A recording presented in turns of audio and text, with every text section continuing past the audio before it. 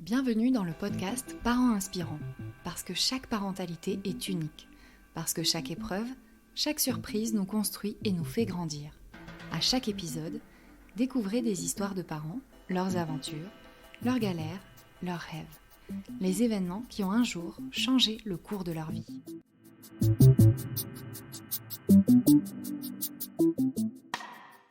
L'âge moyen des mères à la naissance de leur premier bébé passe de 24 ans en 1974 à 29 ans en 2019 pour atteindre 31 ans en 2022. Mais ceci n'est qu'une moyenne. Lucie, jeune femme de 23 ans, n'a jamais suivi les âges moyens dans sa vie. Aujourd'hui, elle nous raconte comment elle est devenue mère alors qu'elle était encore étudiante.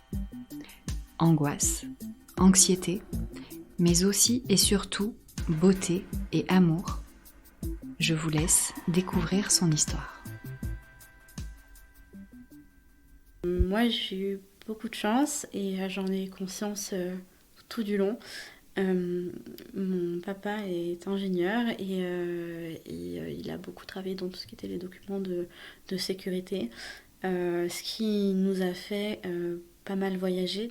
Assez important à dire, du coup j'ai sauté une classe quand j'étais jeune et en fait cette année d'avance m'a pas mal définie. J'ai été diagnostiquée HPI et il y a pas si longtemps que ça on m'a dit que j'étais HP aussi.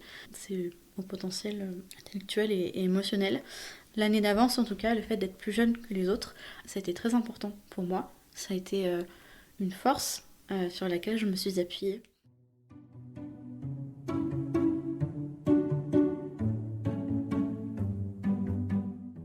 À l'âge de 16 ans, fini l'expatriation, fini les voyages, fini l'insouciance, fini le lycée. Et à ce moment-là, je pense que j'ai commencé à avoir un vent de ce que c'était la vie adulte, et du moins la vie étudiante, parce qu'en l'espace de quelques jours, on a reçu notre déménagement et je suis partie faire mes études. C'était un rêve depuis toujours de devenir médecin, sauf qu'en fait, ce rêve s'est écroulé extrêmement rapidement. Et quand on a rêvé de ça pendant mes 10 ans, quoi, et qu'on abandonne au bout d'un mois parce qu'on ne tient pas le coup, ça fait un choc. Donc voilà, très vite, je me suis reprise en main et j'ai repris le chemin des études assez rapidement dans une école d'ingénieur à Toulon. Donc voilà, j'ai sué sang et eau pour pour valider ces années. Et au moment où sont venus les examens, je n'ai pas eu à les passer parce que j'avais beaucoup travaillé. C'était une prépa intégrée, donc on intégrait l'école directe en fait. Et c'est à ce moment-là, au moment où tout se remettait un petit peu en ordre dans ma vie, où je lâchais prise, j'ai rencontré mon mari. Donc on s'est rencontré une association de danse dans un état d'esprit où moi j'étais bien et où je sortais un petit peu de ces deux années hyper dures pour moi, à 18 ans.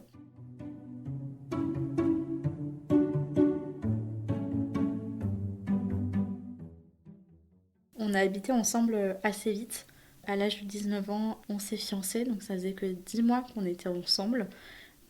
On décide de se marier à la fin de ma 5e année, parce que c'était une école en 5 ans. Pas forcément parce qu'il faut faire les choses dans l'ordre, mais juste parce que pour la tranquillité d'esprit en fait. Les études, ensuite on organise le mariage, mais chaque chose en son temps.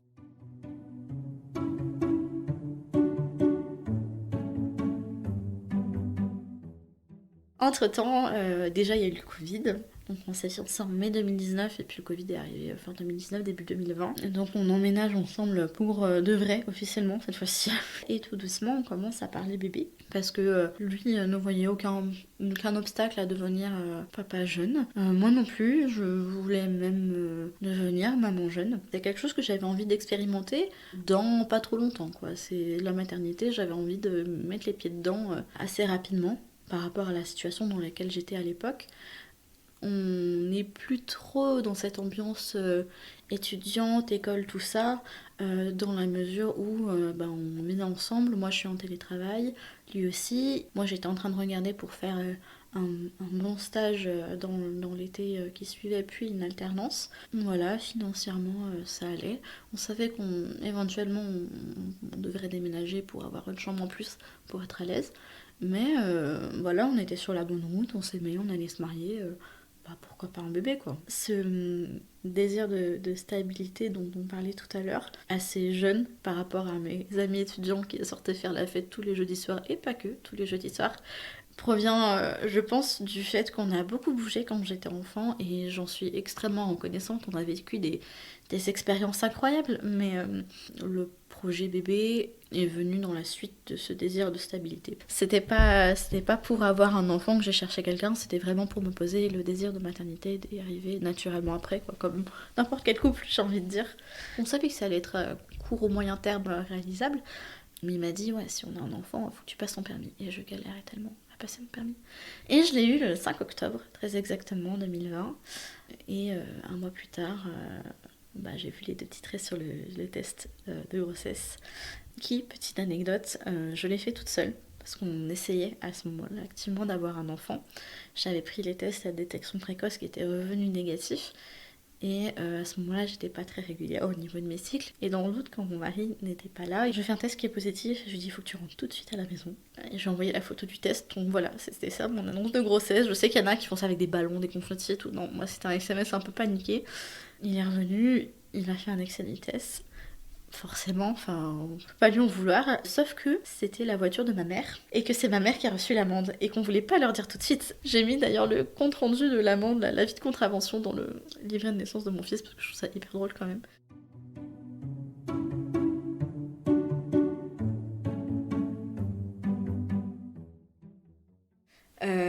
Mais dès que j'ai su que j'étais enceinte, on a fait des recherches sur Etsy parce que j'avais fait une annonce un peu approximative à mon mec. Je me suis dit que pour la famille, on allait soigner ça. On allait faire ça un petit peu mieux.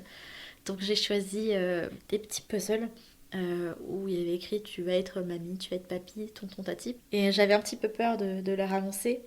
Je savais pas trop comment ils allaient le prendre. Je savais pas s'ils allaient être surpris. Honnêtement, je sais pas vraiment à quoi je m'attendais. Je m'attendais à une réaction positive, hein, bien sûr. Et ils m'ont jamais renié, tout ça. De toute manière, j'avais mon salaire, mon appart. Donc, mais j'attendais l'écho, la fameuse écho du premier trimestre, pour leur dire. Et je leur ai annoncé, ils ont tous retourné le cadre en même temps. Ma petite sœur l'a vu un peu avant parce qu'elle cherchait à regarder. Elle a compris peut-être 10 secondes avant. Et c'était hyper content en fait. J'étais remplie d'émotions et c'était incroyable d'annoncer à ses parents que ça y est. Regarde, moi aussi je vais devenir maman. Moi aussi je vais faire comme toi en fait. C'était hyper beau.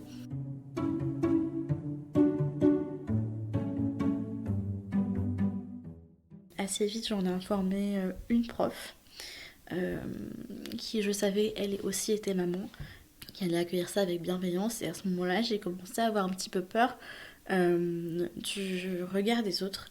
Et en particulier, je pense, ceux des personnes de ma promotion. En école d'ingénieur, moi j'étais hyper jeune par rapport à la plupart. Et autant au lycée, on peut avoir un an, voire même peut-être un an et demi d'avance. Mais les études, c'est plus quelque chose qui est vraiment très linéaire. Il y a certaines personnes qui vont suivre une branche, arrêter et repartir dans un autre domaine. Mais voilà, mais là, je me suis retrouvée autant avec des personnes qui auraient pu être dans ma classe au lycée, mais autant avec des personnes qui avaient 5, 6, 7 ans de plus que moi. Et pour l'anecdote, j'ai mon tonton qui a 7, 8 ans de plus que moi, qui m'a rejoint les 2 dernières années, notamment pendant ma grossesse, sur les bancs de l'amphi. Donc c'était très très drôle, on était tonton et nièce juste à côté. Euh, mais bref, du coup, j'étais vraiment la plus jeune de tout le monde et de beaucoup parfois. Donc ça, c'est un premier point qui me mettait un petit peu à l'écart. La deuxième chose qu'on pourrait croire éventuellement qui m'est mise à l'écart, c'était le fait d'être une fille dans une école d'ingénieur. Alors ça, c'est pas forcément vrai. C'est vrai qu'on est un peu minoritaire, mais il y en a de plus en plus, donc ça, c'est pas trop un problème, entre guillemets, on va dire. Et dernièrement, c'était le fait de pas forcément être hyper fêtarde et le fait de m'être engagée tôt, dans le sens où je me suis fiancée tôt. Et puis quand est venu le moment de ma grossesse, j'étais enceinte, je suis tombée enceinte en novembre, tout début novembre, début du deuxième confinement. À un moment donné, on a pu retourner en cours assez rapidement. Et en fait, j'avais dit à peu de personnes que j'étais enceinte. Ça s'est su parce que ils discutaient un petit peu, ça a pas fait, c'était pas l'affaire du siècle dans l'école non plus, hein.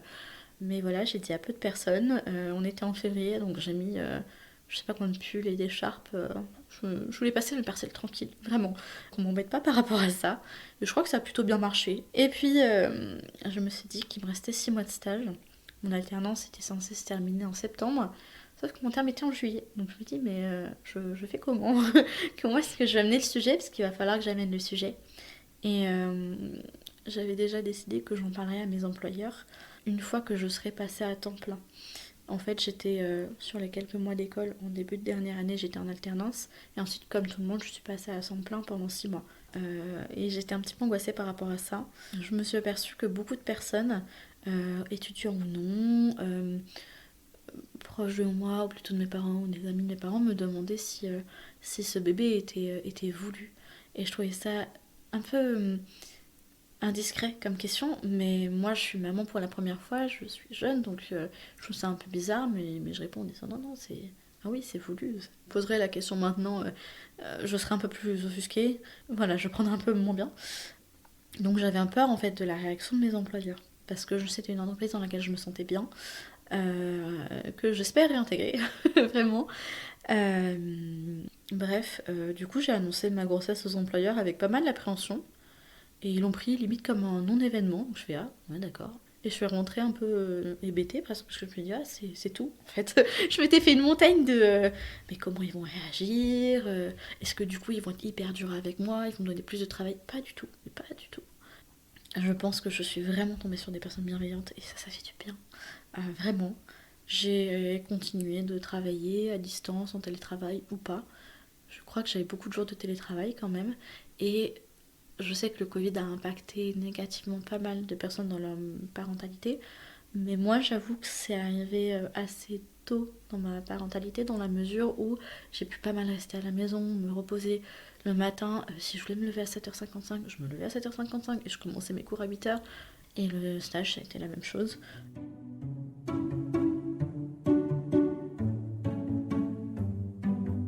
Et j'ai eu une suspicion de Covid juste avant la fin de ma grossesse, juste avant mon accouchement, 7 jours avant d'accoucher. Je savais pas encore que j'allais accoucher à ce moment-là. Donc on a fait un test à J0, négatif. On s'est mis en isolement jusqu'à une semaine plus tard. Au milieu de cette semaine, on m'avait prescrit une écho de contrôle à 39 semaines et on m'avait prédit à la T3 un bébé qui faisait 3,6 kg, 3,7 kg. Et à 39 semaines, on mesure mon ventre, on me dit mais mademoiselle, il fait 4,1 kg votre bébé. Pardon, 4,1 kg, mais je fais 1m53. Mon terme c'est dans 2 semaines. Je vois pas par où il peut sortir. Clairement, je sais pas comment je vais faire pour accoucher. Donc je commence à paniquer un petit peu.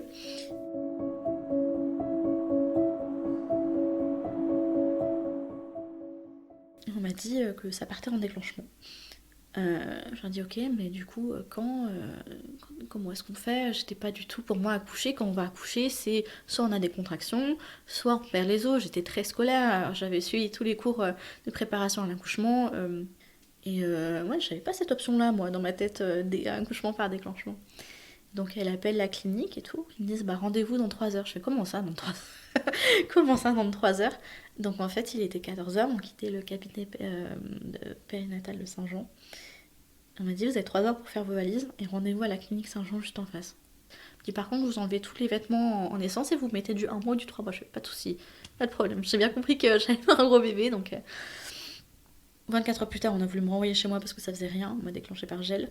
Et au moment où je rentre chez moi, je pose ma main sur la portière de la voiture, je perds les os. Donc 30 minutes plus tard, j'étais de retour dans le cabinet des sages-femmes avec lesquelles j'avais passé déjà à peu près 48 heures. Ils ont fait un test, en effet, j'ai perdu les os, donc ils ont continué le déclenchement, mais cette fois-ci avec de l'ocytocine. Et là, ça a encore pris 24 heures. J'avais perdu les os et je savais que... à partir du moment où on perd les os, 24 heures plus tard, il faut accoucher, parce que c'est une histoire de barrière bactérienne, tout ça. Donc on venait me faire des injections d'antibiotiques dans ma perf, mais je savais que le lendemain, on allait devenir parents. Et c'était aussi terrifiant que excitant, parce que là, on a toutes les hormones en feu. Enfin, incroyable, j'ai adoré ma grossesse. J'étais triste que ça se termine, vraiment. Et voilà, et le jour du 23 juillet a été particulier, donc c'est évidemment le jour de la naissance de mon fils en premier lieu. Mais ce jour-là, j'ai beaucoup souffert. L'accouchement me terrifiait. L'accouchement de voix basse, je pense, m'a terrifiée plus que la césarienne, donc en toute logique, la césarienne, j'aurais dû être ok, entre guillemets. Je me sentais pas hyper bien dans l'hôpital déjà, mais bon, ça faisait 3 jours que j'étais là, et à un moment donné, on m'a dit, à la fin des 3 heures de monito, mademoiselle, vous êtes encore ouverte à 1, ça va bientôt faire 24 heures que vous avez perdu les os, il va falloir accoucher et vous allez passer par une césarienne. Et là, mon Dieu, mais un torrent de larmes et de panique. J'en avais très peur de cette césarienne. J'avais très peur aussi de l'hémorragie, de la délivrance. Donc j'avais peur de ça, j'avais peur de l'opération. Évidemment, je m'étais informée sur internet ce qu'il ne faut absolument pas faire. J'avais tout ça dans la tête et je me dis, oula, la césarienne, ça a l'air d'être chaud quand même. J'ai une césarienne, j'ai vu mon fils naître. C'était incroyable, mais incroyable. Je l'ai vu et quand on n'a pas d'enfant, on réalise pas quand on est jeune, je pense. Mais pour moi, c'était lunaire. Je savais que j'étais enceinte, qu'on allait avoir un bébé. Enfin, on avait une chambre, on avait des habits, on avait un lit, on avait tout. Je l'ai vu sortir, mais c'était incroyable. Et puis, il était tout chaud, tout petit, tout gluant aussi un peu. Mais waouh, c'était incroyable. Je me dis, mais j'ai fabriqué ça, quoi. C'était ouf. Et voilà, mon fils est né. Je m'en suis remise tout doucement. Et là, j'ai pu rencontrer mon fils et lui faire sa tétée d'accueil. Et son premier câlin, et son premier pot à pot, 2 heures plus tard, 2 heures après sa naissance. Et ça a été assez fondateur dans le début de ma maternité et de mon postpartum. Parce qu'en fait, je voulais à tout prix avoir mon fils près de moi, à tout prix. Je l'ai allaité direct, c'était un souhait de ma part. Je m'accrochais beaucoup à ça, j'étais marquée très émotionnellement par mon accouchement. Et j'ai tenu bon par contre pour l'allaitement. Le personnel de la maternité ne m'a pas recommandé cet allaitement parce qu'émotionnellement j'étais pas du tout j'étais pas bien, vraiment pas bien. Je n'ai passé 3 jours extrêmement éprouvants, j'avais pas du tout accouché de la manière que j'espérais et c'était ça mon début dans la maternité en fait. Ça plus la psy de l'hôpital qui me dit mais si vous accouchez, enfin si vous allaitez, si vous continuez à essayer d'allaiter exactement, vous allez vous prendre la tête dans le mur. Ah ouais, d'accord. Bah en fait, je l'ai allaité 14 mois, mon fils, et il va très bien, je vais très bien.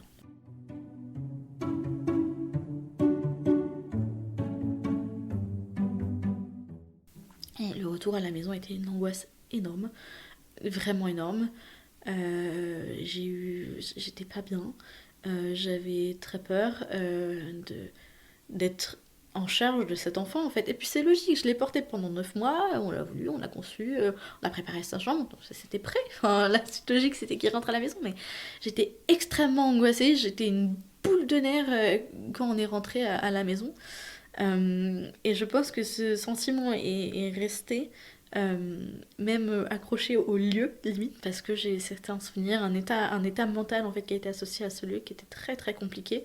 À ce moment-là en particulier, j'avais 21 ans donc, et j'avais l'impression d'être limite un enfant en charge d'un enfant. Je me sentais encore un peu ado dans ma tête alors qu'en réalité pas du tout. On préparait notre mariage, j'étais hyper bien, mais face à la maternité, je suis limite retombée en enfance.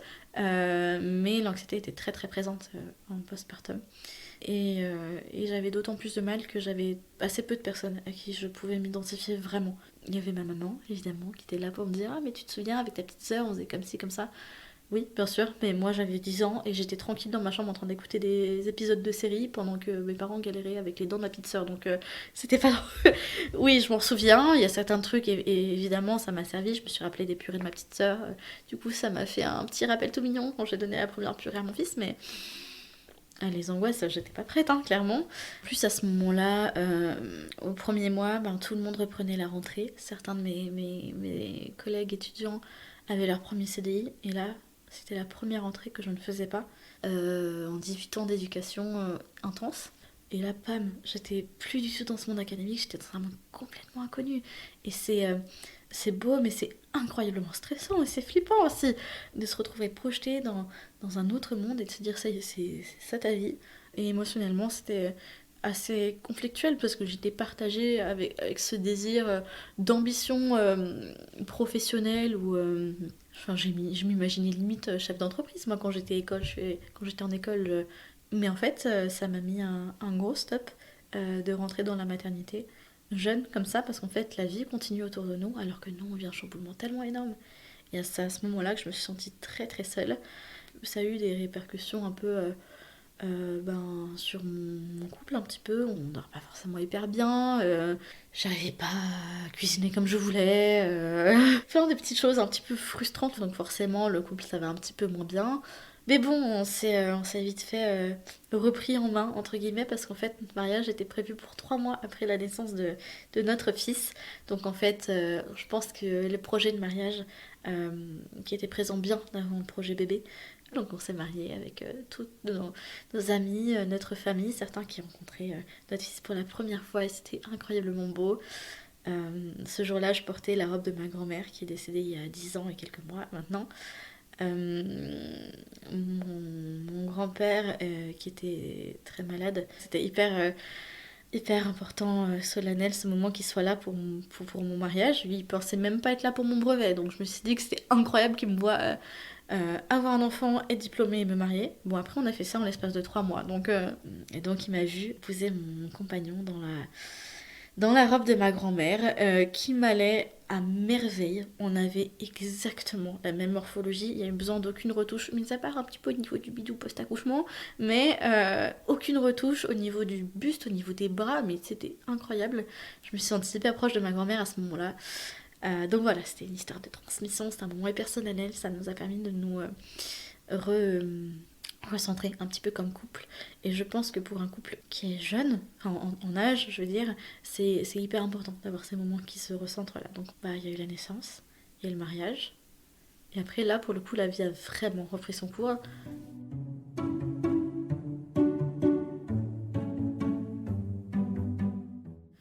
À ce moment-là, j'ai commencé tout doucement à aller faire des petits ateliers, à chercher des choses à faire, parce que bon, le projet d'être parent s'est réalisé, le projet mariage s'est réalisé, puis diplôme s'est réalisé, puis il y a quoi derrière? Je cherchais encore un truc aussi incroyable. Enfin, je me suis dit que bon, c'était peut-être aussi le moment de se poser un petit peu.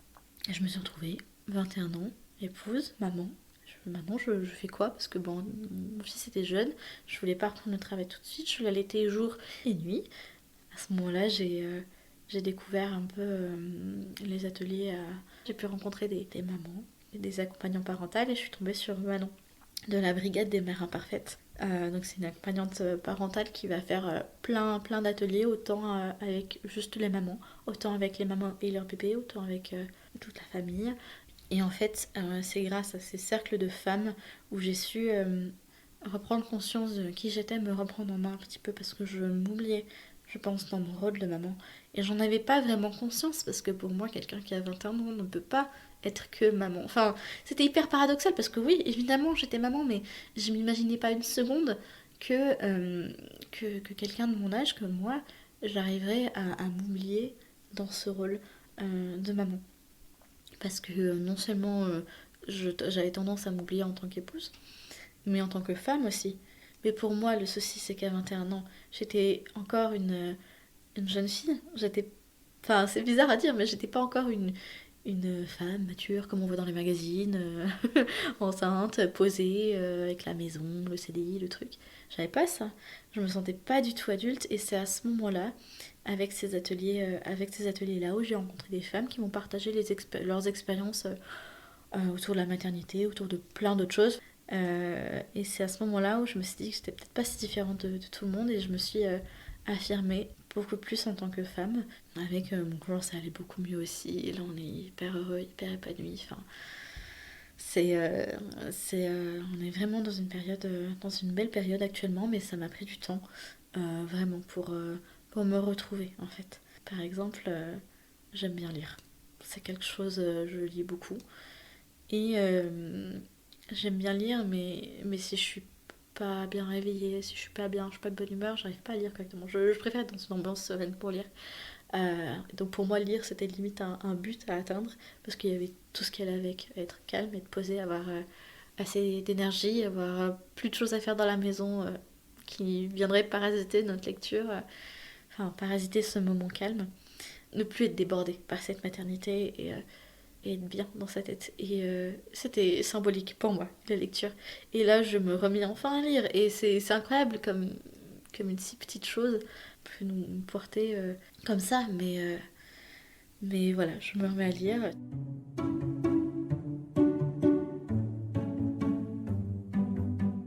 Par rapport au fait d'être maman jeune, actuellement, je le prends de mieux en mieux. Enfin, j'ai pas le choix, hein. Mais, mais je le vis en tout cas de mieux en mieux. Parce que je commence à rencontrer d'autres mamans qui sont mamans jeunes, elles aussi. Et je réalise qu'en fait, c'est faisable. J'avais l'impression d'être une ado qui prenait soin d'un enfant, comme on l'a dit tout à l'heure. Mais maintenant, je me sens vraiment femme, maman, qui prend soin de son enfant, de son mari, de sa maison, et puis d'elle-même aussi. Je sens que je suis en train de remettre les compteurs à niveau, et ça a été difficile et très long, et je suis très fière de ce chemin que j'ai pu parcourir, qu'on a parcouru, à deux, voire même à trois, hein, parce que être parent jeune, c'est pas évident. Le fait d'être parent jeune, pour moi en tout cas, ça m'a beaucoup chamboulée émotionnellement. Et je pense que j'ai eu un travail peut-être plus important à faire sur moi pour me retrouver en tant que maman, en tant que femme, parce qu'en fait, je me sentais même pas femme adulte avant. Donc, en plus de ce travail de devenir maman, il a fallu devenir femme aussi. Et c'est au fur et à mesure des cercles, des ateliers avec bébé, que j'ai réussi à passer au-delà de tout ça. Avant, mon âge était une obsession et en fait, c'était plus moi qui me cachais. Je me suis longtemps cachée derrière mon âge en disant oui, mais c'est parce que je suis plus jeune que blablabla. Blablabla. Je me protégeais derrière ça parce que c'était devenu limite ma zone de confort en disant, enfin, c'était devenu une partie de mon identité. On nous a demandé en école d'ingénieur, je me rappelle un exercice où on se demandait de se présenter, de donner un fait sur nous-mêmes. Et moi, j'ai clairement dit bonjour, je m'appelle Lucie et je pense que je suis la plus jeune ici, mais il y a plein d'autres choses qui nous définissaient au-delà de l'âge, au-delà de la maternité. Et je pense que c'est quelque chose qui a été difficile à récupérer.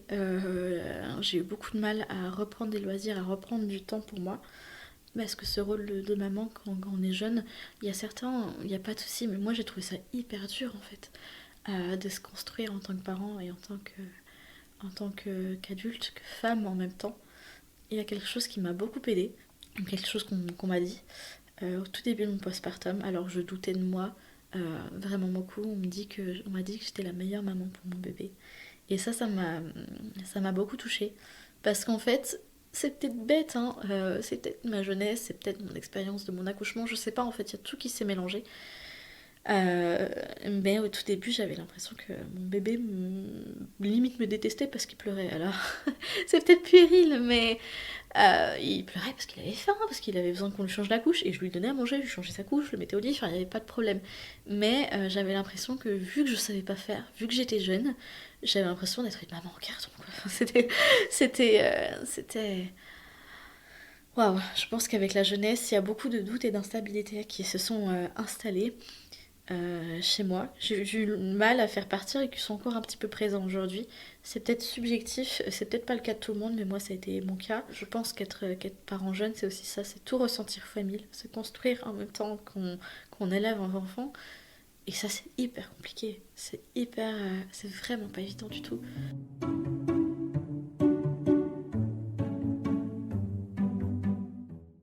Un autre moment qui a été très très riche dans le rapport à mes parents, quand moi je suis devenue maman aussi. C'était un moment à la maternité. En fait, on est resté 10 jours au total dans la maternité. C'était quelques jours après que Timothée soit arrivé. Et moi, j'ai toujours vécu depuis qu'on est rentré en France avec ma famille très très proche. Il me manquait beaucoup. On pouvait pas rentrer, je pouvais pas avoir de visite à la mater. Au début, c'était pas forcément mon souhait, je voulais être vraiment dans ma bulle, mais bon, la bulle, elle était là depuis longtemps quand même. Et puis, il y a une petite terrasse sur laquelle ma fenêtre de la maternité donnait. C'était une terrasse à la fois pour les rendez-vous en interne et à la fois des patients pouvaient venir en externe aussi. Donc en fait mes parents sont venus sur cette terrasse et moi j'avais le droit de ne pas quitter l'hôpital, mais on m'avait jamais dit que je pouvais pas me balader dans les services en fait. Du coup je suis descendue sur cette petite terrasse. Pour moi c'était le moment, plus que l'annonce de la grossesse, qui était hyper chargée en émotions parce que je, je suis venue les voir et j'avais dit mais enfin on se l'est pas dit de vive voix, mais c'était le moment où ça y est. Moi j'étais. Pardon. j'étais devenue maman et ma mère m'a fait un grand câlin et je sais plus ce qu'on s'est dit. Mais je pense que c'était très très lourd en émotion et c'était le moment où, même si j'avais pas mon fils avec moi parce que pour le coup lui il pouvait pas quitter le service, mais c'était incroyable parce que je leur disais mais, enfin c'était le moment où, regardez moi aussi je suis parent comme vous, je suis devenue comme vous maintenant. Et cette transmission a été incroyable. Un petit aparté, on a fait une préparation au mariage parce qu'on s'est marié à l'église, entre autres. Et il y a un prêtre qui nous a dit quelque chose de très très beau. Il nous a dit être parent, c'est transmettre. Et cette transmission, je l'ai sentie mais hyper forte, hyper belle. J'ai senti un lien tellement fort se tisser avec toutes les femmes de ma famille, mais en particulier ma maman et en particulier mes parents. Euh, Parce que ouais, c'était le moment où ça y est, regardez, je suis comme vous, je suis devenue maman moi aussi. Et à ce moment-là, ils ont pu apercevoir mon fils par la fenêtre. En plus, c'était des fenêtres teintées qu'on peut ouvrir de 10 centimètres. Il faisait chaud, c'était l'été. Bon, ils l'ont vu, donc c'est comme ça qu'ils ont vu mon fils pour la première fois. Mais c'était un moment tellement chargé. Et je suis restée peut-être juste 20 minutes dehors. Je crois que c'était la première fois que je suis sortie de ma chambre. Euh, donc c'était hyper important pour moi aussi. Mais c'était un moment qui était très très chargé en émotions. Et c'était très très beau. Très très très très beau de voir cette transmission. Et j'ai vu le lien que j'avais avec mes parents quand moi je suis devenue maman. Et j'étais d'autant plus fière que c'est quelque chose qu'en fait je voyais très très beau entre mes parents et moi, que j'allais pouvoir transmettre à mon enfant. Et là, mon dieu, l'hypersensible que je suis, j'ai perdu le contrôle de suite. Après coup, je suis remontée dans ma chambre, j'ai pleuré des litres et des litres. Euh, Ça me touche encore aujourd'hui, la preuve. Mais je trouve ça incroyable. J'ai la chance de vivre dans une famille où tout va bien. Et ce lien, ce lien que j'ai trouvé extrêmement fort maintenant avec tous les autres personnes qui étaient parents dans ma famille, surtout au début. Je me sentais tellement plus liée à eux du fait de cette expérience de parentalité. Je trouvais ça incroyablement beau. Mais j'ai eu de la chance que ça se passe comme ça parce que être parent jeune, c'est pas évident.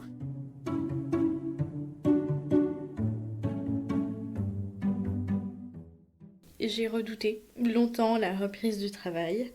Euh, j'ai vu, c'était assez particulier, j'ai vu des copains de promo qui avaient redoublé. Je les ai vus faire leur rentrée, eux aussi. Euh, et maintenant, ils ont été diplômés. Et maintenant, on est tous au même niveau. Et ça me fait peur parce que je me dis que j'ai du retard, déjà, dans le monde du travail. Je suis dans l'informatique, donc faire du code, coder, tout ça, c'est un petit peu comme faire du vélo, ça revient. Et surtout, pendant longtemps, j'ai été très très attachée à mon bébé. Je voulais absolument pas le laisser. Alors, le laisser à mes parents pour aller se faire enseigner un resto, pas de problème. Mais je ne voulais absolument pas, et c'est la manière dont je pensais à l'époque, je ne voulais absolument pas le laisser à des inconnus toute la journée. Parce que ça fait peur. Déjà que moi j'avais l'impression que ma relation n'était pas finie avec mon fils. Enfin, dans le sens pas bien fignolé, on va dire. Je voulais encore moins qu'il aille découvrir et que quelqu'un d'autre prenne soin de lui, quoi. Donc voilà, déjà il y a eu l'obstacle de la garde. Comme tous les parents, je pense on a été quémander une place en crèche quand j'étais enceinte et je me suis dit large. Pas large du tout, hein. On l'a eu très tard notre place en crèche, mais on l'a eu avant que je reprenne, que je doive reprendre le travail. Et ça c'est sympa. Je pense que ça s'est très très bien organisé pour nous. C'était à la fin de l'année dernière, donc la fin de l'année 2022. Donc j'ai eu le temps de me faire à l'idée et je trouve que c'était hyper important pour moi. On a fait la première semaine d'adaptation qui s'est à peu près bien passée, donc forcément les enfants ça pleure un petit peu, la séparation. Même pour moi c'était difficile les tout premiers jours. Et là, il a repris la crèche régulièrement, 2 jours par semaine pour l'instant.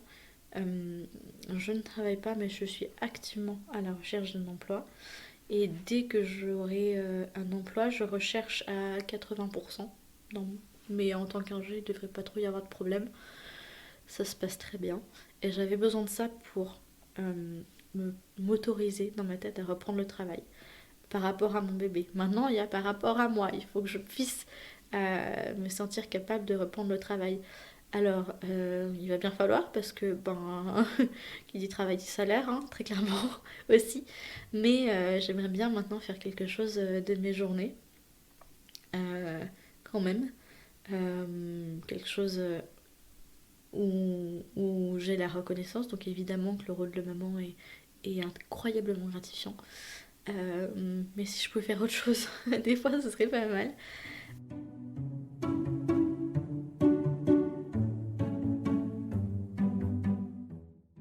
Je reprendrai encore une fois cette phrase qu'on m'a dit, vous êtes les meilleurs parents pour vos enfants. Vraiment, ça peut faire extrêmement peur d'être jeune parent, d'être parent jeune. Mais vous êtes les meilleurs parents pour vos enfants. Vous allez peut-être avoir l'impression que c'est incroyablement difficile et c'est normal. Ça l'est. C'est normal que ce soit difficile. C'est quelque chose que vous n'avez jamais connu. Quelque chose, peut-être que vous êtes les premiers parents de votre cercle d'amis. Peut-être que vous êtes les premiers parents, pas de toutes les personnes de votre âge que vous connaissez. Ça a été plus ou moins mon cas. J'avais une ou deux filles qui étaient mamans, mais je les connaissais de très très loin. Mais ça va le faire. Ça va le faire. Vous allez y arriver. Ça va vous paraître insurmontable, peut-être. Peut-être que tout va bien. Peut-être que vous avez grave confiance en vous. Et tant mieux, vraiment. Gardez cette confiance. Mais si vous l'avez un petit peu perdue, cette confiance, elle va revenir. Autant en vous-même qu'en votre rôle de parent.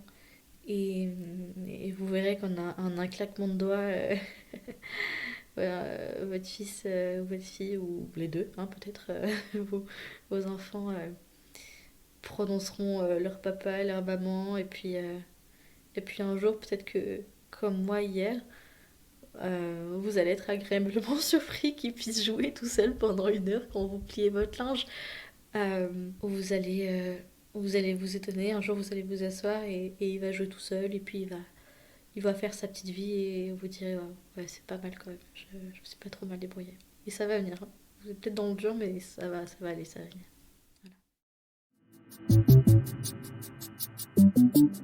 Voilà, l'épisode touche à sa fin. Si vous aussi, vous souhaitez partager votre récit, écrivez-nous à contact@parents-inspirants.com. Nous avons hâte de vous lire. À très vite!